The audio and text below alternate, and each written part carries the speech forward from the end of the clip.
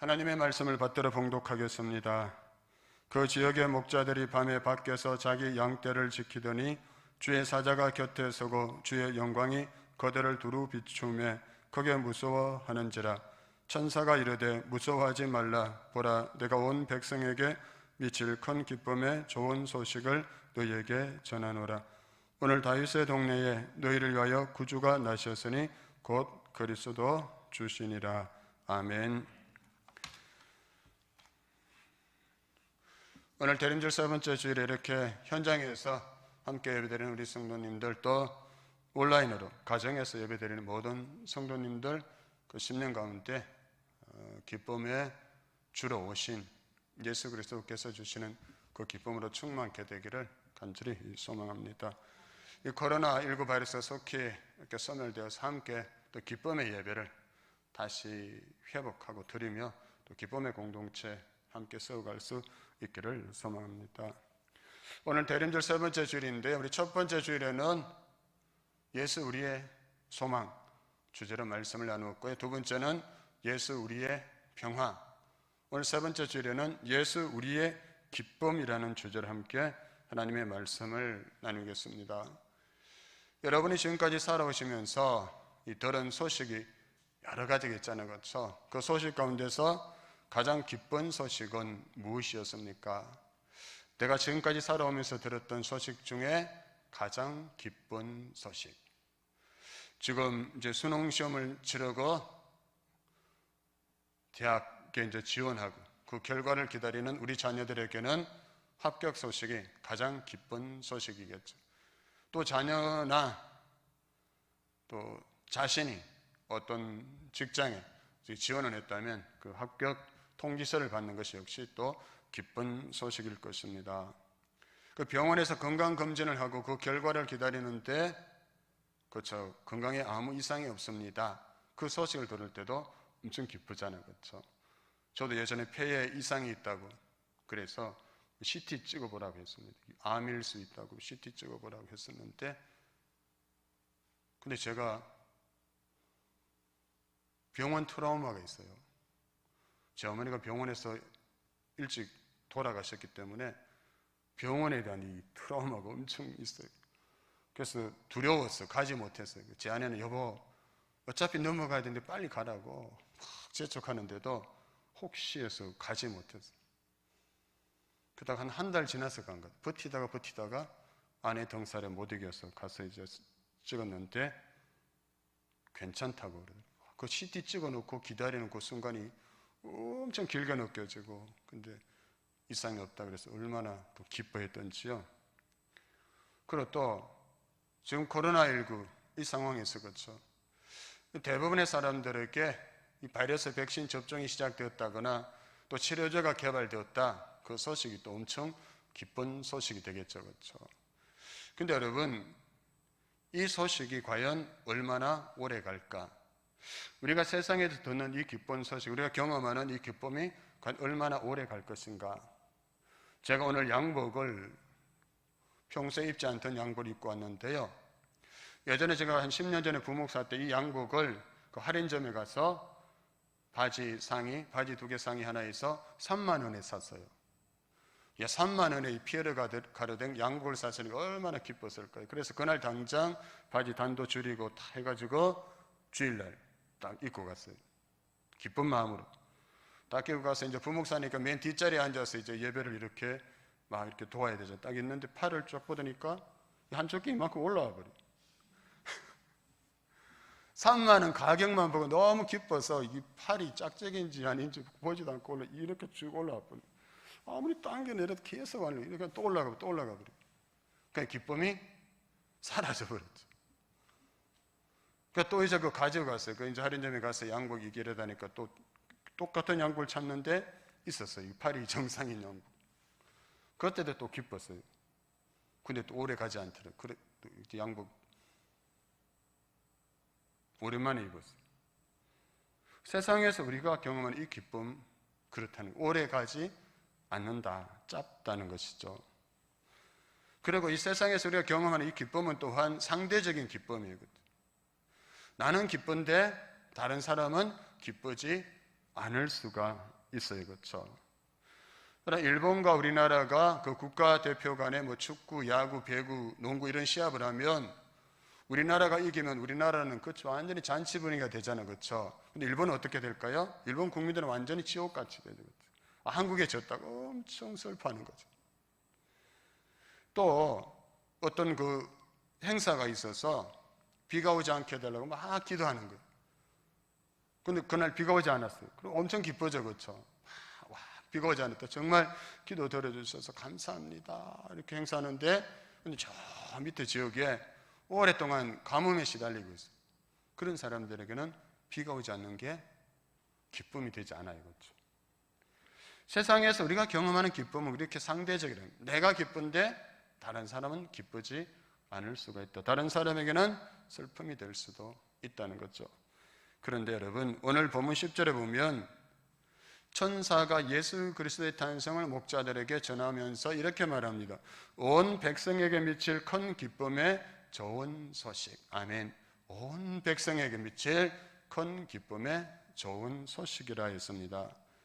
여러분, 그렇다면 하나님의 아들 예수님께서 이 땅에 오신 이 사건이 어떻게 온 백성에게 미칠 큰 기쁨의 좋은 소식이 될 수가 있을까요? 여러분, 11절에 보면 오늘 다윗의 동네에 너희를 위하여 구주가 나셨으니 곧 그리스도 주시니라. 아멘. 곧 그리스도 주시니라. 그럼 우리 인류의 최고의 숙제는 바로 이 죄와 사망의 권세에서 해방되는 것이죠. 다른 문제는 인간의 힘으로 어느 정도 해결할 수가 있잖아요. 그렇죠? 경제 문제, 정치 문제, 질병 문제, 교육 문제 등등 이런 일들은 과학의 힘으로 또는 인간 지성의 힘으로 어느 정도 해결할 수가 있는 일들입니다. 그러나 어떻습니까? 죄와 사망의 문제는 어떻습니까? 이 죄와 사망의 문제는 과학으로도 여러분 교육으로도 또 무엇이든 다 할 수 있다는 돈으로도 결코 해결할 수 없는 그러한 문제인 것이죠. 여러분, 끊임없이 발생하는 테러와 전쟁, 요즘 토막 살인 사건도 얼마나 자주 일어납니까? 너무나 안타까워요. 두려워요. 사람을 어떻게 그렇게 죽이고 토막을 내가지고 버리는 거. 그런 일들이 너무 자주 일어나고 있어요.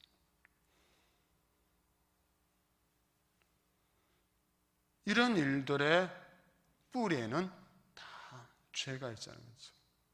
죄로 인해서 이런 일들이 끊임없이 일어나고 있다. 우리 인간들이 이 땅에서 존재하는 한 이런 일들은 계속해서 일어나게 될 것입니다. 또한 인간이 이 땅에서 살다가 그 수명이 다한 후에 한 줌의 흙으로 돌아가는 이 사망의 문제도 영원히 풀 수 없는 숙제인 것이죠. 그러나 예수님은 인간이 앓고 있는 이 엄청난 고통의 문제를 풀어주시기 위해서 오셨다는 것인데요. 이 사실을 알고 예수 그리스도를 영접한 사람들에게 있어서 인생은 산다는 것이 황홀하다 했습니다. 저는 그 오카는 목사님이 설교하시면서 그 자신이 구원받은 그 사실이 황홀하다. 그래서 황홀한 구원 이렇게 표현하셨는데 너무나 마음에 와닿더라고요. 그분이 정말 구원의 이 확신이 얼마나 강력하고 이 구원의 감격, 이 감사를 얼마나 확실하게 누리고 있으면 이 구원받은 사실이 황홀하다, 황홀한 구원이다 이렇게 표현하셨을까? 여러분 그렇게 경험하십니까? 여러분 구원받은 사실이 황홀하십니까? 여러분 그 때문에 황홀해서 여러분 감사하고 찬송하고 그런 경험이 있으십니까? 내가 나 같은 죄인이 구원받았다는 이 사실 때문에 황홀감에 빠져들어 본 그런 경험이 있으십니까? 예수님은 우리에게 황홀한 이 구원을 주시기 위해서 오셨는데요. 마태복음 1장 21절입니다. 아들을 낳으리니 이름을 예수라 하라. 이는 그가 자기 백성을 그들의 죄에서 구원할 자이심이라 하니라. 아멘. 성탄절만큼 여러분 사람들의 시선을 분산하게 하는 절기가 없는데요. 우리는 성탄의 분명한 목적을 그러나 알아야 하는 것입니다. 예수님이 이 땅에 오신 정확한 목적은 우리를 죄와 사망의 권세로부터 구원하시기 위함이다. 이 구원의 이 선물을 우리에게 주시기 위해서 예수님께서 이 땅에서 오셨다는 것이죠. 주님은 우리가 이 구원의 기쁨을 누리며 살아가기를 원하고 계십니다. 죄인에게는 근데 기쁨이 사라지잖아요. 그럼 죄를 지었는데 기뻐한다면 어떨까요? 오늘 많은 사람들이 죄를 기뻐하는 사람들이 있을 수 있어요. 근데 정말 예수 그리스도를 안다면 결코 죄를 기뻐할 수가 없게 되죠. 그렇죠? 죄의 무게가 얼마나 무거운 것인지 우리가 경험하며 살아왔어요. 그렇죠? 그래서 시편 32편 3절 4절에 보면 다윗이 바세바와의 간음 그 사건으로 인해서 고통스러워하면서 이렇게 고백합니다. 내가 입을 다물고 죄를 고백하지 않았을 때에는 온종일 끊임없는 신음으로 내 몸은 탈진하고 말았습니다. 주님께서 밤낮 손으로 나를 누르셨기에 나의 혀가 여름에 풀 마르듯 말라버렸습니다. 그럼 죄를 회개하지 않고 죄를 안고 살아가는 그 삶이 얼마나 고통스러웠으며 온종일 신음으로 몸이 탈진하고 혀가 여름에 풀에 마른 것과 같이 말라버렸다. 그런 표현이 있잖아요. 입술이 바짝바짝 마른다. 그런 표현이 있는데 다윗은 자신이 지은 그 죄 때문에 그렇게 입술이 바짝바짝 말라가고 온종일 신음하면서 그렇게 지냈다는 것입니다. 그래서 다윗이 그 죄의 고통 가운데 어떻게 했습니까? 시편 32편 5절입니다.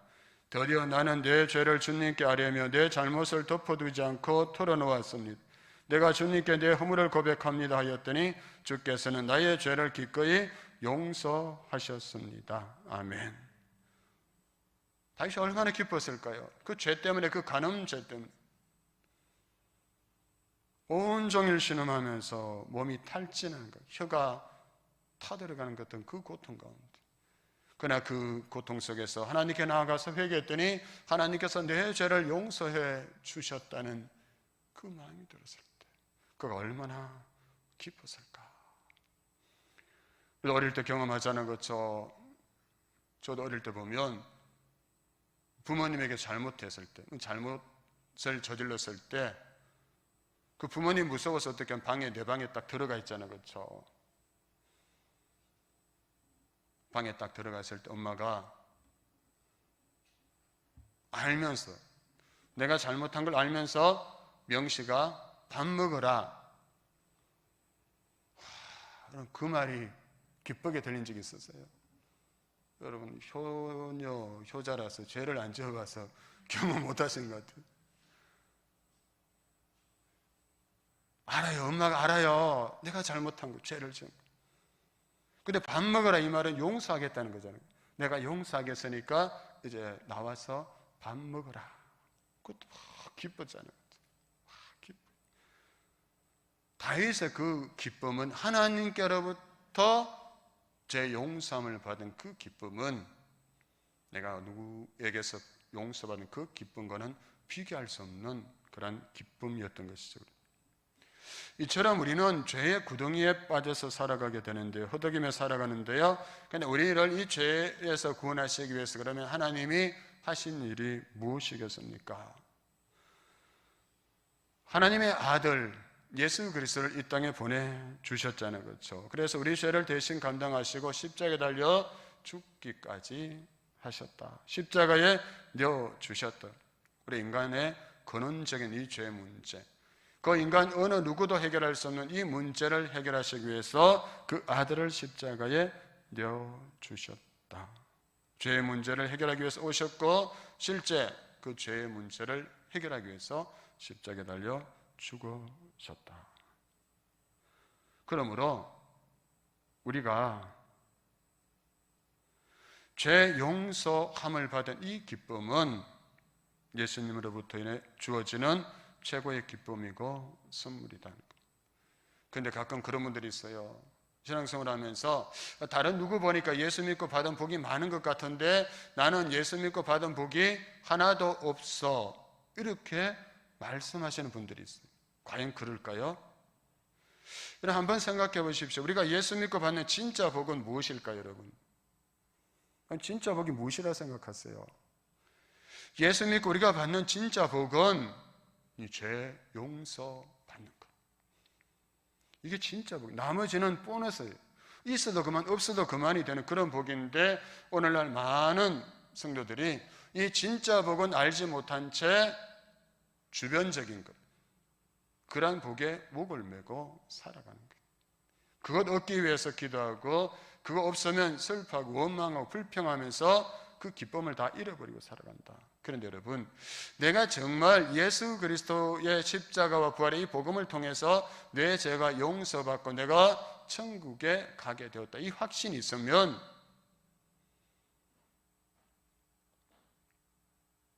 찬송가 있잖아요. 초막이나 궁궐이나 내 주 예수 모신 곳이 그 어디나 하늘나라. 그 기쁨의 찬송을 부르면서 살아갈 수 있게 된다는 것을. 종교개혁자 마틴 루터가 이런 말을 했는데요. 죄는 여러분의 어깨 위에 있든지 아니면 하나님의 어린 양인 그리스도의 어깨 위에 있든지 둘 중에 한 곳에 있어야 한다.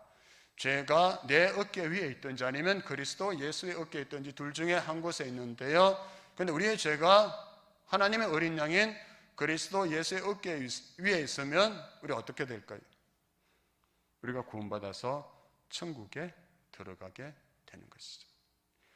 그런데 그 죄가 그리스도의 어깨 위에 있는 것이 아니라 내 어깨 위에 있으면 어떻게 될까요?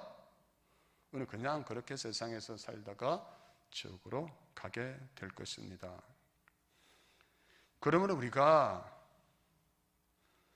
더 이상 죄의 사슬에 매여서 살아가지 않고 주님께서 주신 이 죄사함의 기쁨을 누리고 회복하고 살아가는 것이 진정한 성탄의 의미가 되는 것이죠.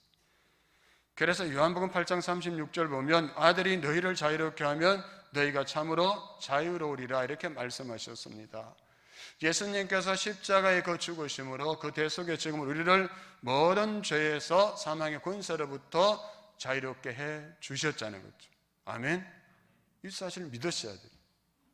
그래서 우리를 세상에서 얽어맬 수 있는 그 무엇도 없다는 거죠. 예수 그리스도 없으면 없는 사람들 보세요. 여러분, 점쟁이의 말에 한마디에도 매이고요, 사람 말에도 매이고요, 눈에 보이는 크고 작은 것들을 얼마나 매인 채 살아갑니까?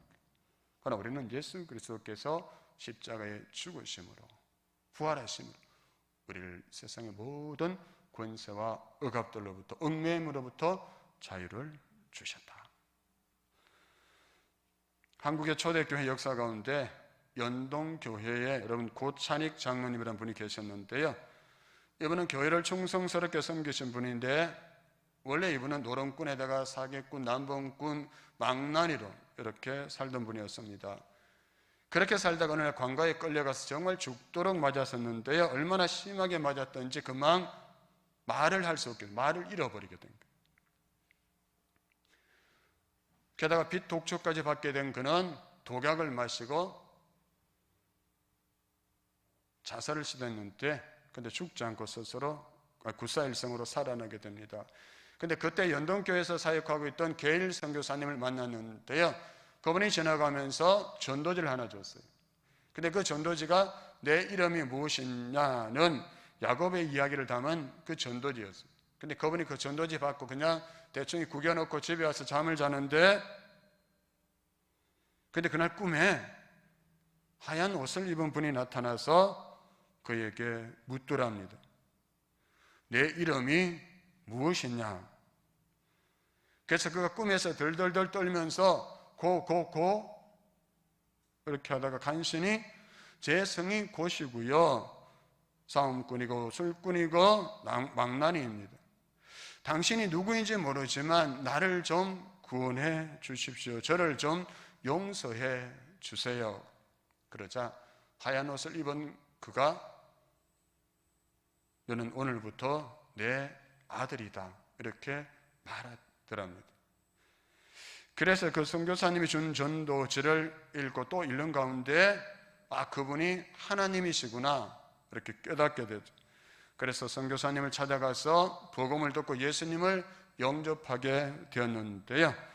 그래 그가 연동교회 장로님이 되어서 교회와 하나님의 나라를 충성스럽게 섬기게 되었다 했습니다.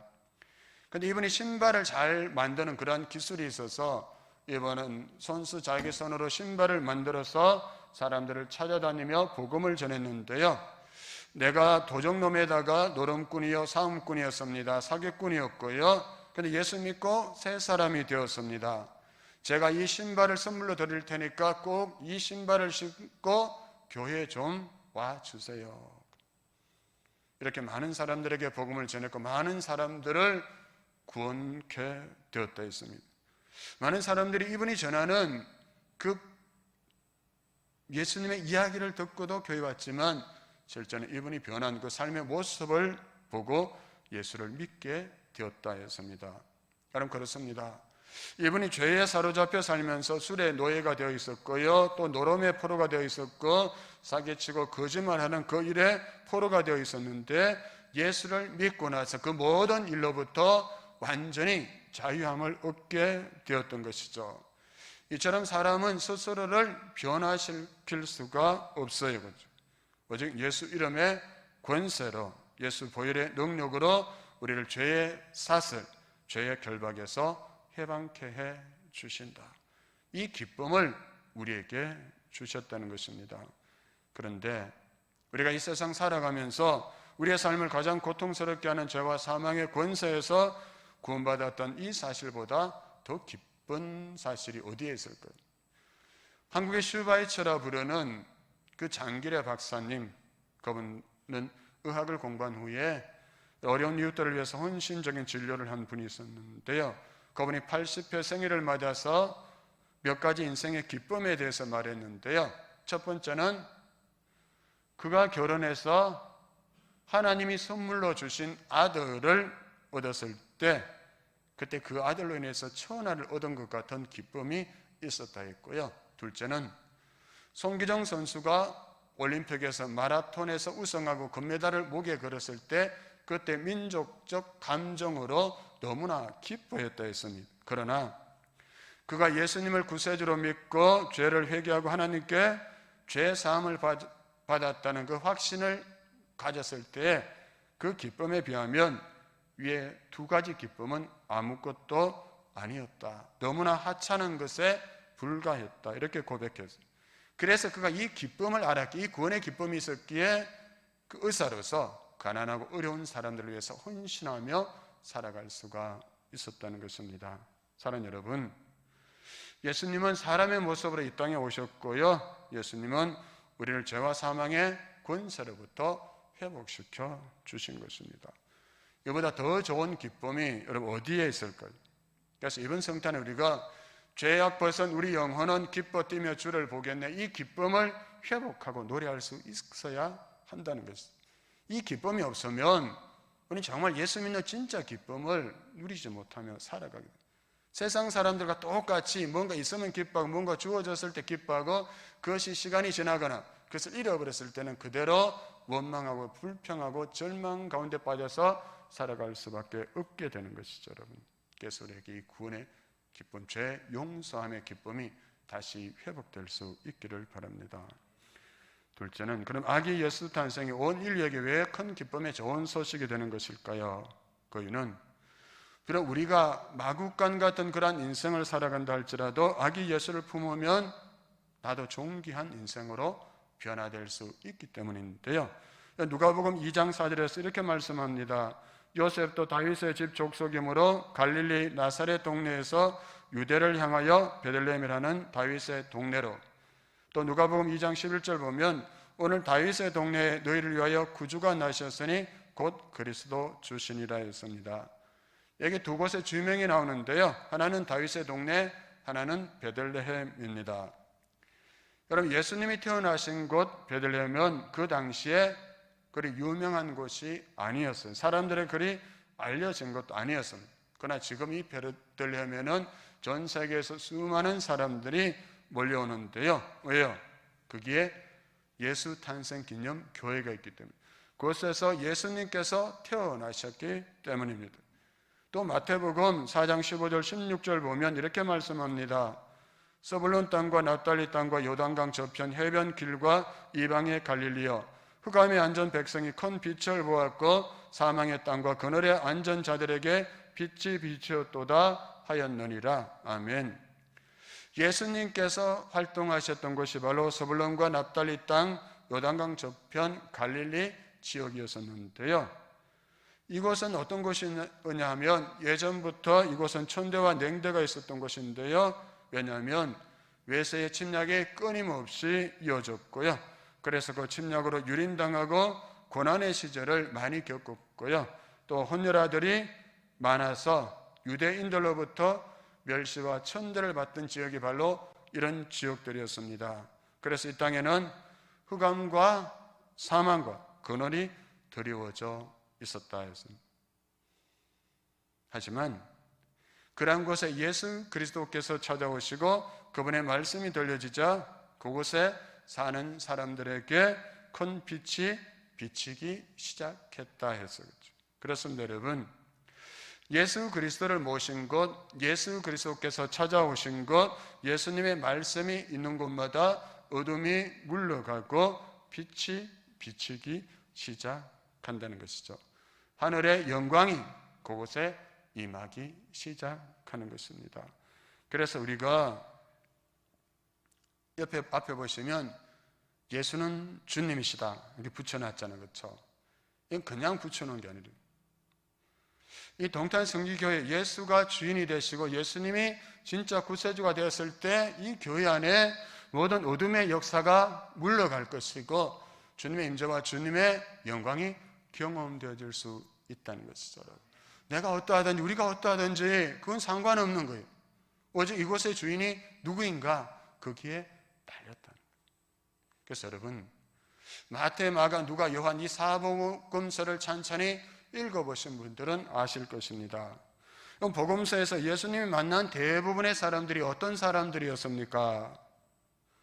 그들은 참으로 애달픈 사연을 가진 사람들, 가슴 쩔쩔이 미어지는 그러한 이야기를 가진 사람들, 기쁨과는 거리가 먼 삶을 살고 있던 사람들이었습니다. 귀신에게 붙잡혀 물에도 넘어지고 불에도 넘어지는 아들을 가진 아버지, 한창 재롱을 부릴 나이에 죽을 병에 걸려서 죽어가는 딸을 지켜보고 있는 아버지, 건장한 젊은 아들을 잃은 그 슬픔에 피를 토하듯 고통당하는 홀 어머니, 집안의 기둥과 같은 오빠를 잃어버리고 절망적인 슬픔에 쌓인 자매들, 나면서부터 소경이 된 사람들, 중풍병에 걸려서 침상에서 누워서 지내야만 했던 사람들, 7 귀신에 붙잡혀서 인간다운 삶을 살아갈 수 없었던 여인, 돈은 많았지만 사람들에게 왕따와 냉대를 받으며 살아가던 삭개오, 또 남편이 여러 명 있었다는 그 사실 때문에 동네 사람들에게 외면당하고 왕따당하며 혼자 아무도 오지 않는 그 시간에 우물가에 물을 기르러 올 수밖에 없었던 그 여인 등등. 여러분 한번 생각해 보십시오. 이들의 삶에 어느 한 자락엔들 웃음이 깃들고 기쁨이 자랄 수가 있었을까요? 그런데 주님께서 이들을 찾아가시고 이들의 아픈 이야기를 들어주시고 이들의 상한 마음을 만져주시고 그들의 절박한 인생의 문제를 해결해 주신 것입니다. 항상 먹는 문제, 질병의 문제로 고통받는 가난한 사람들, 사회적 종교적으로 소외받은 세리나 창기들과 함께 먹고 마시며 그들의 친구가 되어주신 이야기로 복음서를 가득 채우고 있음을 우리가 알 수 있는 것입니다. 여러분, 주님은 그런 그들을 웃게 하셨고요, 그들에게 기쁨을 주셨습니다. 왜요? 헬라어로 이런 복음이란 말 자체가 기쁨의 좋은 소식인데 주님 자신이 바로 복음, 기쁨의 좋은 소식이 되신 것이죠. 그래서 복음 자체이신 이 주님이 탄생하신 이 성탄절을 기쁜 날, 즐거운 날이라고 하는 이유가 바로 여기에 있는 것입니다. 그래서 우리 성탄절 인사를 어떻게 합니까? 어떻게 성탄절 인사를 나누세요? 네 혼자 나누세요. 메리 크리스마스 하잖아요. 그렇죠? 기쁜 성탄, 즐거운 성탄. 미리 한번 인사 나눠보겠습니다. 옆에 분하고. 시작. 메리 크리스마스. 이번에 정말 우리가 립 서비스로 입만 메리 크리스마스, 메리 크리스마스, 메리 크리스마스, 메리 크리스마스 이렇게 하는 게 아니라 정말 주님이 주시는 나 같은 사람을 찾아오시고 내 이야기를 들어주시고 내 마음을 만져주시고 나의 친구가 되어주시는 그 주님으로 인해서 기뻐하고 즐거워하는 그 성탄의 인사를 나눌 수 있어야 되지 않을까요? 왜요? 요한복음 1장 12절 보면 영접하는 자 곧 그 이름을 부르는 자들에게는 그 이름을 믿는 자들에게는 하나님의 자녀가 되는 권세를 주셨다 하셨잖아요. 그렇죠? 내가 그 누구의 자녀가 아니라 하나님의 자녀가 되었다. 이 권세를 주셨으니까 이 권세를 주시기 위해서 하나님의 영광 보좌를 다 버리시고 낮고 선한 인간의 몸을 이 땅에 오시고 십자가에 달려 죽으시고 부활하시고 그를 믿는 나에게 이 자녀되는 권세를 주셨으니까 얼마나 기쁜가요, 그렇죠? 이 기쁨은 하나님의 자녀가 된 이 기쁨은 이 땅에서 끝나는 게 아니잖아요, 그렇죠? 천국까지 영원토록 이어지는 그 기쁨을 우리에게 주신 줄로 믿습니다. 이 사실 때문에 기뻐했으면 좋겠어요. 안 기쁘세요?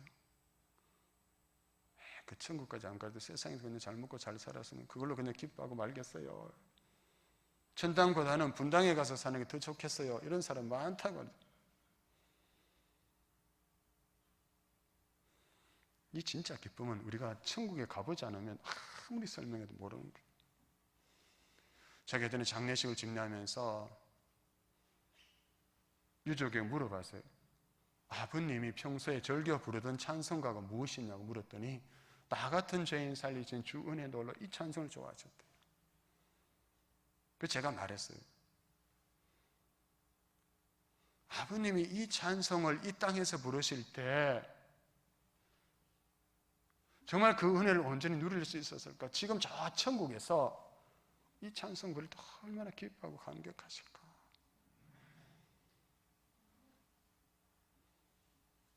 근데 그 기쁨을 우리에게 약속해 주셨잖아요, 그렇죠?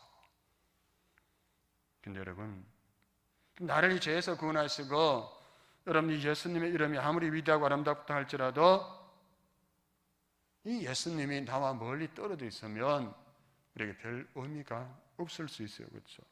근데 예수님은 나와 영원히 함께 하시겠다가 약속하셨고요, 세상 끝날까지 함께 하리라 하셨고 지금도 우리와 함께 계시는 분이시잖아요, 그렇죠? 모래 위에 발자국이라는 여러분 감동적인 글을 듣거나 보신 적이 있으실 것입니다. 어떤 사람이 꿈을 꾸었는데요, 그 꿈에서 그는 주님과 함께 해변가를 쭉 걸어가고 있었습니다. 모래 위에 두 개의 발자국이 선명하게 찍혀 있었는데 하나는 자신의 발자국이었고 하나는 주님의 발자국이었죠.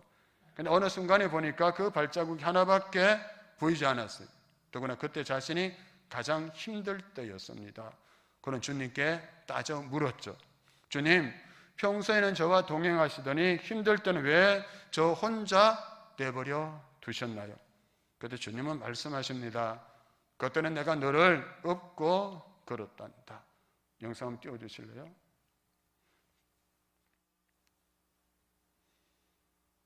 나를 업고 가시는 주님.